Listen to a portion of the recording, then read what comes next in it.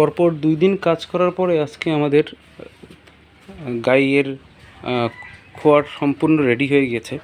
আপনাদের ফিনিশিংটা দেখাচ্ছি। 5টি দুধের গায়ের জায়গা করা হয়েছে এখানে।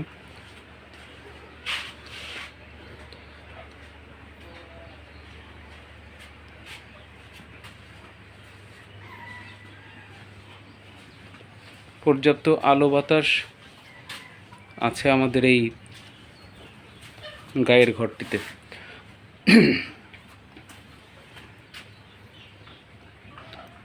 পশ্চিম দিক মুখ করে করা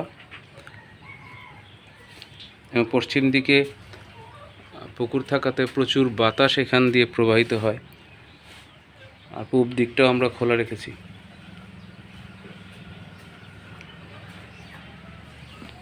তাই ঘরটিতে কী পরিমাণ খরচ হয়েছে সেটা একটা বিবরণ আমরা দিব ইনশাআল্লাহ আপনাদের। সবাইকে ধন্যবাদ আমাদের সাথে থাকার জন্য। আসসালামু আলাইকুম।